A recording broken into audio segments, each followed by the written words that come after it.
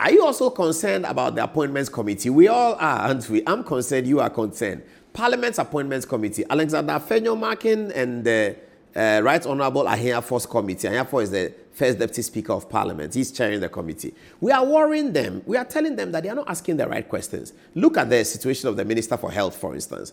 Minister for Health comes into the designation, the nominee for health. He comes in, they don't ask him many questions. But then they ask Dr. Omanibuama a lot of questions, 4 or 5 hours. The other day, they asked Godfrey Dame questions for 6 hours. So we are all complaining. Why are they not asking the right questions? Why did they have the Greater Accra Regional Minister there for 2-3 minutes? We don't like it, do we?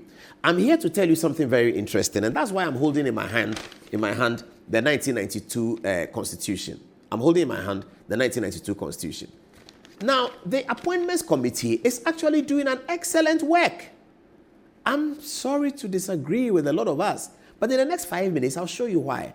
What they are doing is an excellent work, because whatever the Appointments Committee is supposed to do is delimited by the provisions of the 1992 Constitution. They have to look at the Constitution, and ultimately I'm coming to tell you why some provisions in this Constitution must be changed. And that is why we are all complaining. Let's start with Article 78. 78, let's look at it. Now, Article 78 will pop up on the screen in a minute, and I'll tell you why it's important. Now, here it is.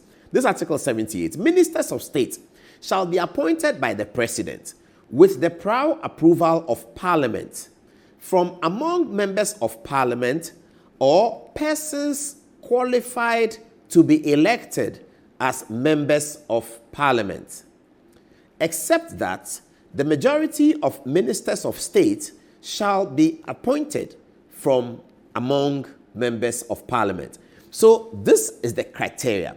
What are the MPs looking for? They are looking for nominees of the President who must show that they are qualified to be members of Parliament. So viewers, this is the task on the Appointments Committee given to them by the 1992 Constitution.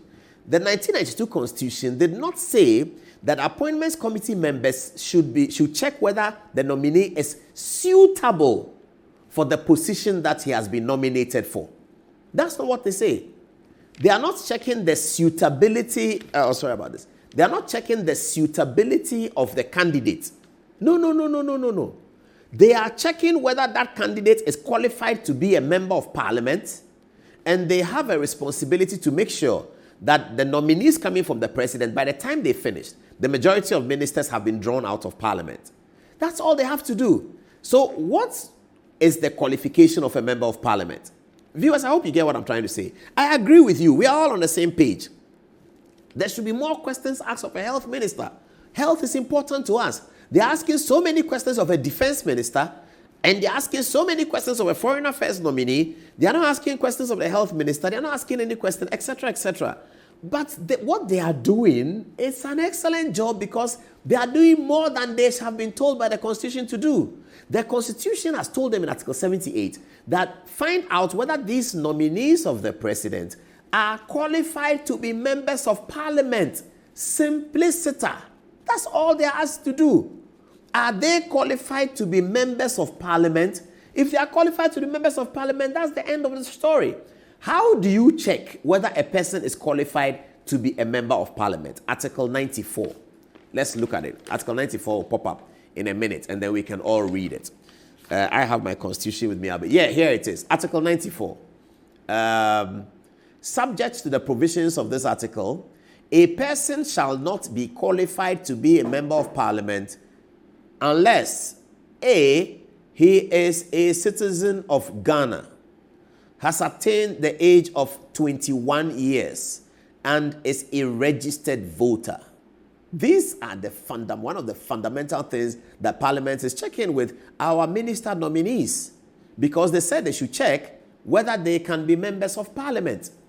So they are checking whether he is 21 years old, whether he's a citizen of Ghana, and whether he's qualified to be a member of Parliament. Fundamentally, most of the qualifications in the Article 94 is about police. So fundamentally, they are checking whether under Article 94, you are qualified to be a member of parliament. They are checking whether you are a citizen of Ghana, whether you are at the age of 21, whether you have paid your taxes, whether you have a police record, whether you have this, whether you have that. That's what they are checking. They are not checking more than that. So what do you expect the MPs to ask? It is the limitations of the 1992 Constitution that is what is making all of us complain. We are not complaining about the Appointments Committee's work. The Appointments Committee is limited to what the Constitution says they should ask. So all of what they are doing, asking about people's properties and all that, is a moral question. They have to give a picture of whether the person is morally qualified, whether he has some wrongdoing, etc., etc. But all that is a moral question. The president may ignore that, even if Parliament does not approve. The president may ignore that and bring back the person. When Parliament is checking the approval, whether the person has this, he has that, he has this, he has that, that's not the point. That is point one. They are doing the vetting to check whether the person is qualified to be a member of Parliament. That's all. They are not checking whether he's suitable for defense minister, whether he's suitable for interior minister. Do you know why? That is not the call on the members of the Appointments Committee. The call on them is not to check whether Omane Boama is suitable for defense or whether to check whether Ablakwa is suitable for foreign affairs. That's not the call on the committee. The committee is called to check whether Dr. Omane Boama is suitable to be appointed as a minister of state under Article 78.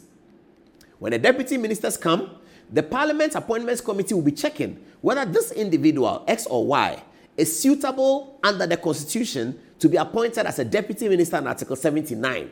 They are going to check whether he's qualified to be a member of Parliament, and they are going to check whether he's qualified as under the age of 21 and whether he has any police record. That is all what the committee is limited to do. Check those things. Second thing, and then I'll end. Second thing is that they are vetting them for Minister of State. They are not vetting him for Minister of Foreign Affairs. No. So the president can send a list to Parliament and say, this is the list. Omane Boama, Samoku Jeto, Godfrey Dame, Kwabena Dufo Jr., whoever. This is the list of my ministers. Please, Appointments Committee, look at the ministers, 13 of them, and pass them for the purpose of Article 78 appointment. The president need not add that this Greek, this, that, because that's not the call on Parliament. They are not vetting anybody for a Greek minister. They are not vetting anybody for defense minister. Why the president adds the designation is just maybe for courtesy's sake or for administrative purposes. Because if Dr. Omane Boama tomorrow is to be changed from Minister for Defense to Minister for Interior, he is not going to come back to the Appointments Committee. The president will just shift him from there to there because the vetting that they did of Omane Boama as Defense Minister suffices for Omane Boama to be Foreign Minister. The vetting that they've done on Sami Okujeto Ablakwa for Foreign Minister suffices if the president wants to make him Interior Minister. Indeed, right now, after they vetted Sami Okujeto, the president can decide, once Parliament has passed him, instead of sending him to Foreign Affairs, send him to Defense. Send Omane Boama to Foreign Affairs. President can do that and just inform the Speaker that I have sent Ablakwa to Defense and I've sent Omane Boama. Thank you very much for your vetting. They have passed Parliament Appointments Committee test. That's the Constitution. So if we are complaining, we ought to be complaining about the provisions of the 1992 Constitution. That's what we should be complaining about. The Appointments Committee have done an excellent job. And every Appointments Committee goes through that. They are not asked to vet somebody for Defense Minister. One, they are invited to check whether the person is qualified to be a member of Parliament. Those qualifications are fundamentally two. Are you at the age of 21? Do you have a criminal police record? Have you paid your taxes? All that within the context of the second one, the police record. Police will check everything, your taxes, your this, your that, police record, criminal record, have you killed anybody, all of that. That's what it is. So that's the end of the conversation. It doesn't get better than that. This is it. So viewers, let's keep this conversation going.